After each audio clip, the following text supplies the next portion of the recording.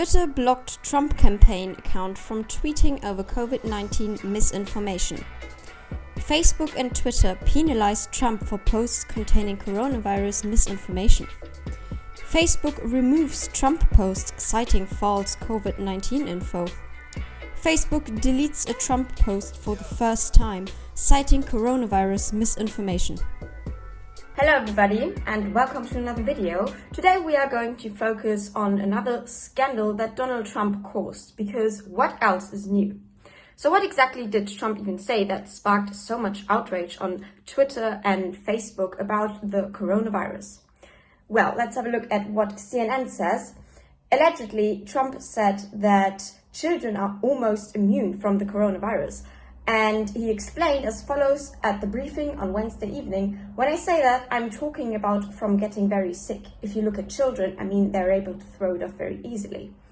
And I don't see how that's such an issue, because yes, it is true that most children are not as affected by the coronavirus as older patients. As you know, I have very mixed feelings about this whole situation anyway, but let's just focus on the symptomatic reality of this whole pandemic, which is that there are many people who do apparently experience bad symptoms and even die from diseases that are related to flu-like symptoms. So, as the mainstream media suggests, that is because this is a dangerous disease that is transmissible very easily.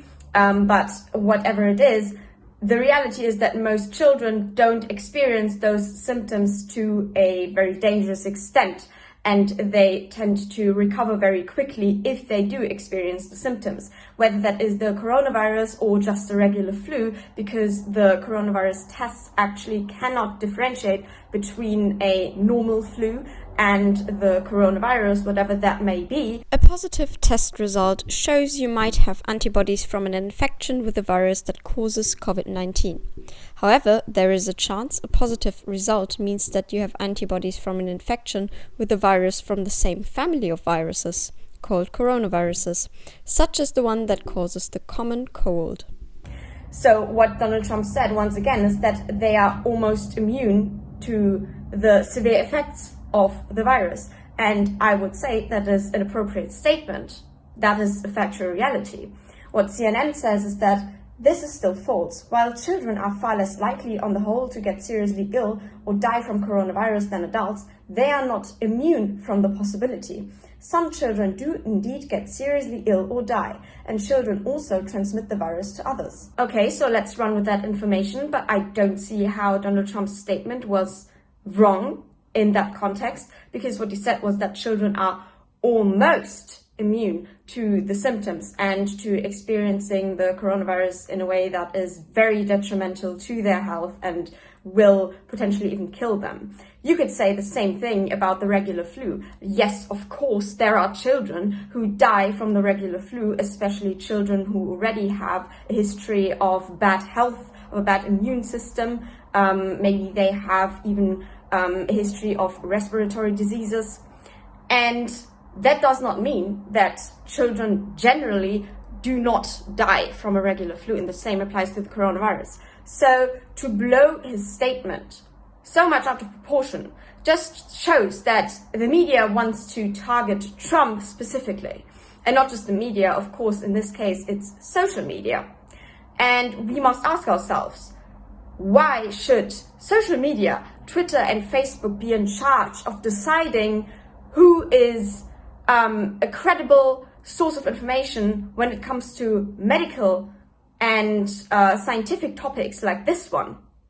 So CNN's chief medical correspondent Sanjay Gupta goes on to say that I am starting to sense that maybe he doesn't know what the word immune really means. Well, I am starting to sense that you don't know what the word almost really means. Do I have to provide the definition for the word almost, as in almost everyone, pretty much all children, but not all of them? And that would be true. What he is really trying to convey is that children can go to school again, because that is a big controversy in the media right now. And the media keeps saying, why can we send children back to school, but we can't let people vote, because Donald Trump said that he might want to postpone the election. But that has a different reason. He does not say that because people might get so severely ill from entering their vote, but because many people will use the mail-in voting solution, and that might affect the voting results because he thinks that it might lead to more voting corruption and false results. And the media keeps saying that no, voting fraud by letter vote is a very rare occurrence. And that's just not true. First of all, it has happened before many times. And second of all, I'm sure there are many cases that have not been exposed yet, because of course the people who benefit from it will not make an effort to expose voting fraud, right? And then I also found this tweet that said, children are not pawns in Trump's political shit show. What I have to say to that is, we are not pawns in your imperialistic global game of one world government, of pushing mandatory vaccines and mask usage on us. Censorship of people who criticize medical statistical fraud, who criticize the mainstream media for pushing a one-sided narrative and not even listening to medical people on the other side who really know what they're talking about, who have studied this field for decades. That, to me, is just the essence of totalitarianism. To let social media, big corporations and the government decide how to treat issues that are completely out of their department of competence.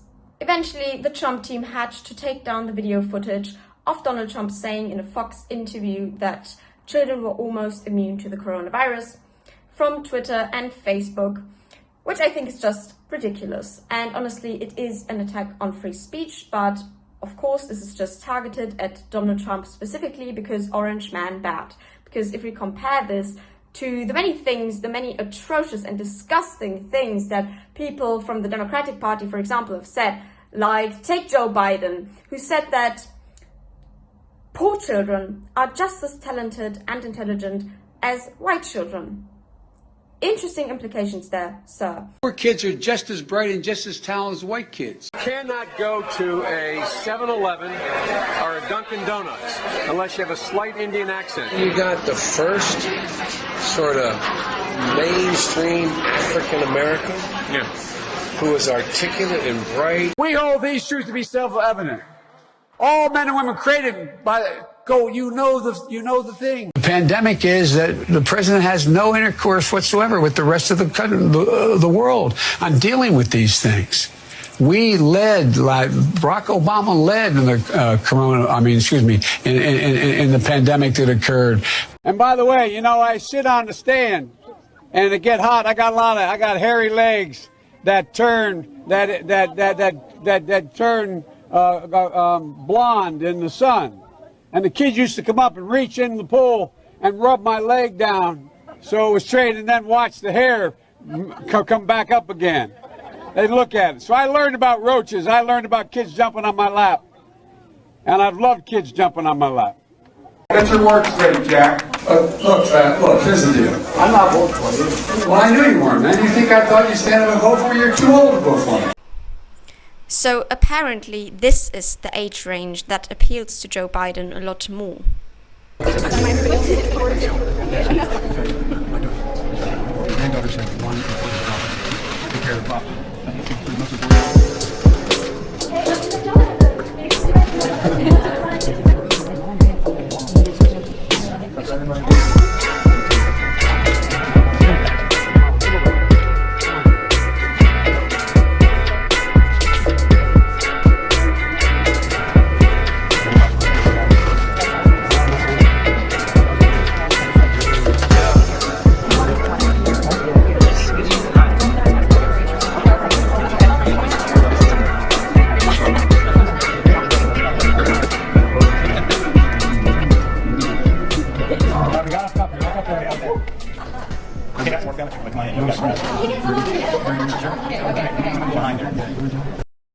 Biden, I can tell that your preferred demographic is young, skinny white girls, but I think I'll pass.